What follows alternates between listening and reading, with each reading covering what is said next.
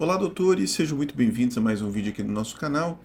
Hoje a gente vai fazer um react, um comentário, em cima de um texto que saiu no Conjur, no Consultor Jurídico, uma matéria do Dr. Lênio Luiz Streck. Eu não conhecia, ele é um advogado, um jurista brasileiro, um professor. E a gente vai aproveitar essa matéria, né? A gente vai ler junto primeiro, depois a gente vai aproveitar essa matéria para fazer alguns comentários sobre uma mudança de paradigma que vem ocorrendo na medicina já há muitos anos em relação aos exames complementares e os eventuais desdobramentos médico-legais dessa mudança de perspectiva, dessa quebra de paradigma é importante que vem acontecendo em relação aos exames complementares.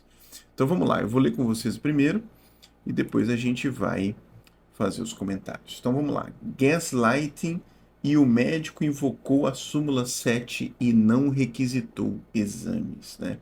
Súmula 7 aqui, pelo que eu entendi, fazendo uma referência à súmula 7 do Superior Tribunal de Justiça, segundo a qual o tribunal rejeita um recurso especial por não querer produzir novas provas, né, novos elementos materiais. Vamos ler aqui que eu acho que vai ficar mais claro. Resumo da coluna: a dor do descrédito. O que fazer contra o gaslighting processual? Eu estava revisando o conceito, o sinônimo dessa palavra gaslighting, né?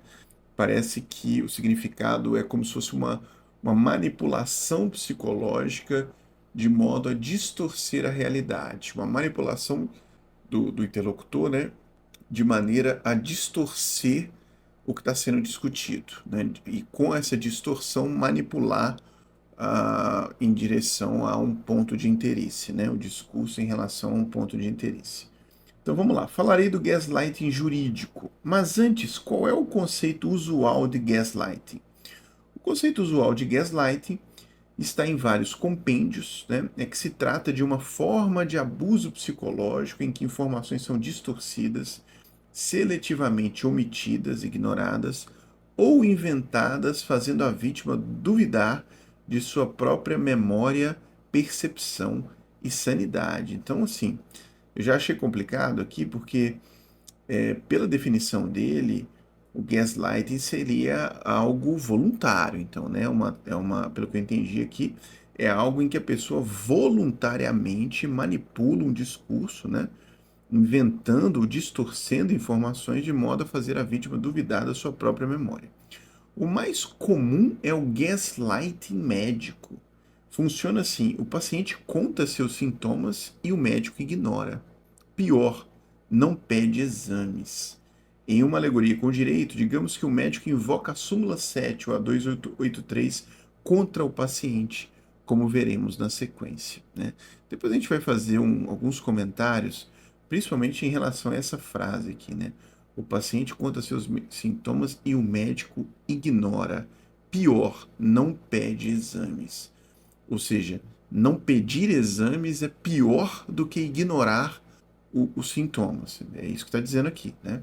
Resultado: a piora ou a morte do infeliz. Como diz uma reportagem da revista Veja, trata-se da dor do descrédito.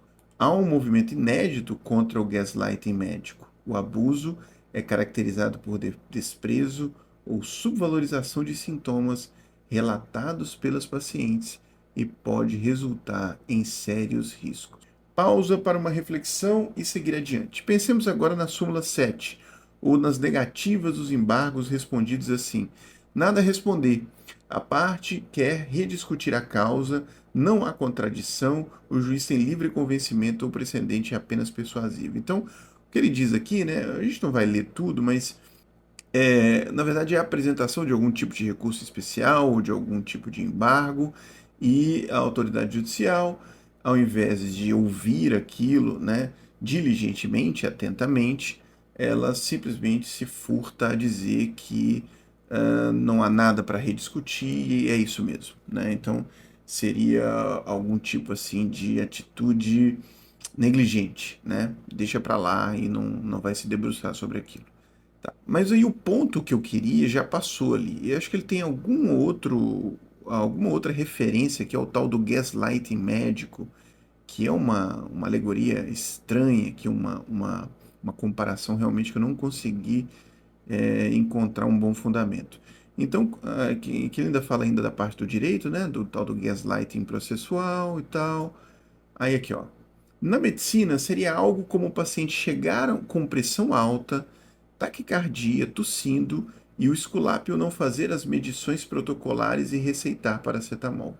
Recentemente, um parente meu, assim por gaslighting médico. Já um piloto de automobilismo morreu não faz muito tempo no Rio Grande do Sul.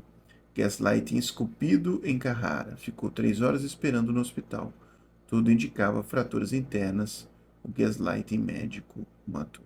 Enfim, acho que vocês já entenderam um ponto aqui, mas eu queria aproveitar esse texto para poder me debruçar sobre esta colocação aqui, ó, né, que é o que embasa o raciocínio do tal do gaslighting médico.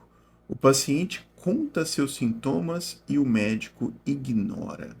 Pior, não pede exames. Pessoal, isso aqui é um problema, sabe? Esse tipo de entendimento, né, de que os exames complementares eles não seriam mais coadjuvantes, né? O exame complementar ele deixou de ser complementar, né? Algo que é um complemento é algo que não faz parte da coluna vertebral da prática, que seria a anamnese, a entrevista clínica e o exame físico, o exame clínico, né? Seria algo complementar. Mas esse novo entendimento, essa nova perspectiva, ela não trata o exame complementar como complementar. Ela trata ele como algo protagonista, algo que é o principal, é o primordial. Né? Então, isso traz, né, na visão do leigo, dos pacientes, né, ou dos usuários dos sistemas, né, um excesso de confiança em exames tecnológicos.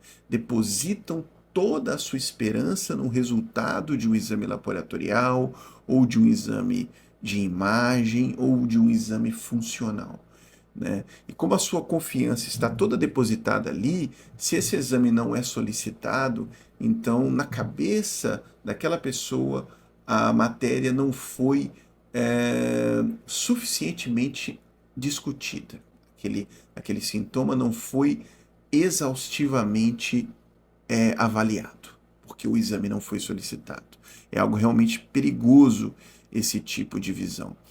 E eu posso garantir para vocês, né, na minha área, neurologia clínica, né, tomografias, ressonâncias, exames de eletroneurobiografia, de eletroencefalogramas, que são muito importantes na avaliação dos pacientes, são absolutamente coadjuvantes e estão muito longe de assumir o protagonismo.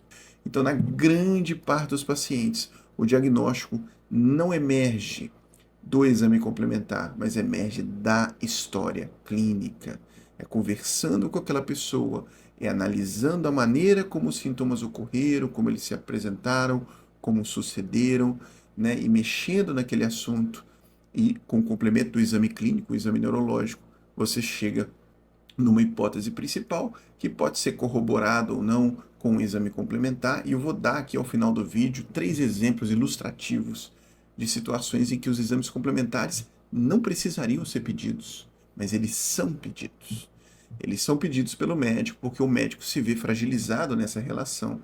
E diante de uma pessoa que tem uma visão como essa aqui, em que o exame é protagonista, né? Quer dizer, se o médico não pede exames, o médico faz algo pior do que ignorar os sintomas. Né? Não pedir exames é algo pior do que ignorar os sintomas. É uma visão bastante perigosa, é uma visão bastante distorcida e problemática. Né?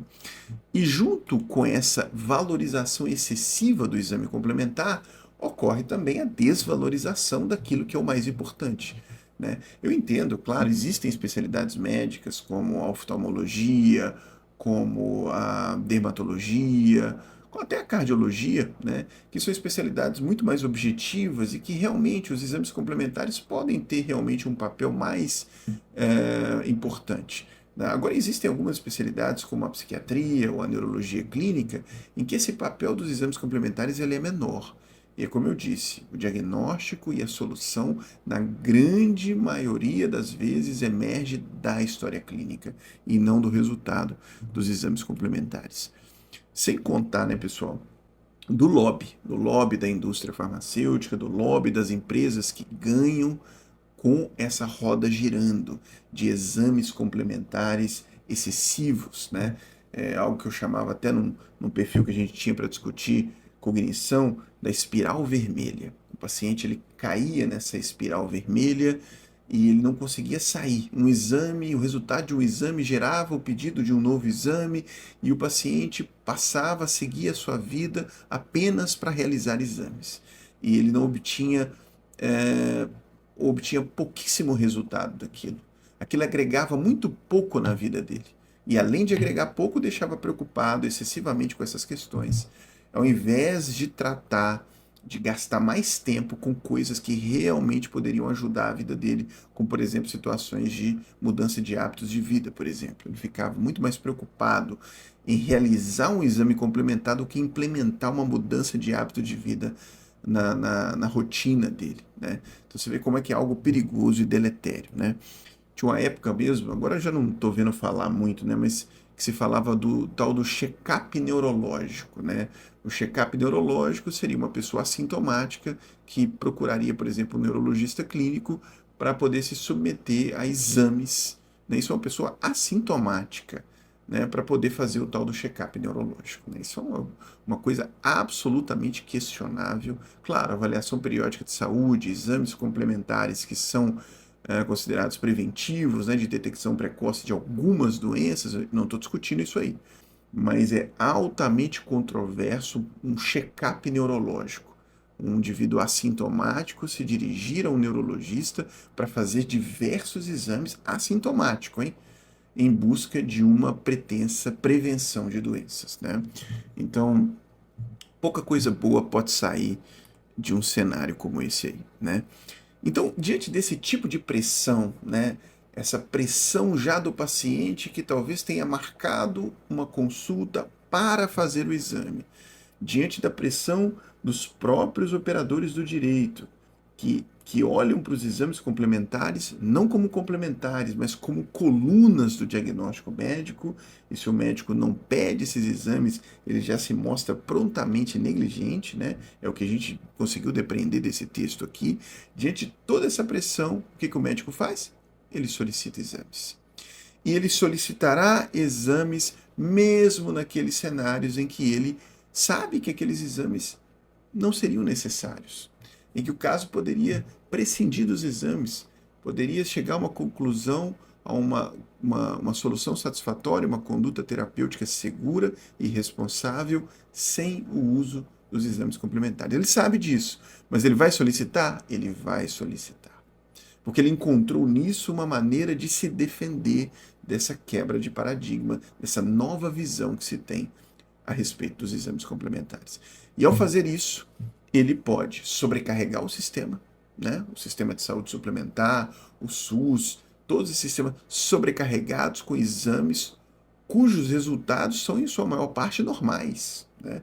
Quando o gestor ele vê o resultado dos exames complementares, ele vê que a maior parte são normais, isso faz com que ele questione qual foi a indicação da solicitação daqueles exames. Então, boa parte da nossa quebra da engrenagem do sistema de saúde tem a ver com isso, com a solução desmedida e sem fundamento de inúmeros tipos de exames complementares, não com o fim de diagnóstico ou de monitorização, etc., mas com essa visão, essa perspectiva, né, de proteção em relação a uma visão distorcida do que o exame complementar seja, né? Então, para terminar o vídeo, eu prometi, eu vou dar 3 exemplos de situações, 3 exemplos médicos em que os exames complementares não precisariam ser pedidos, né?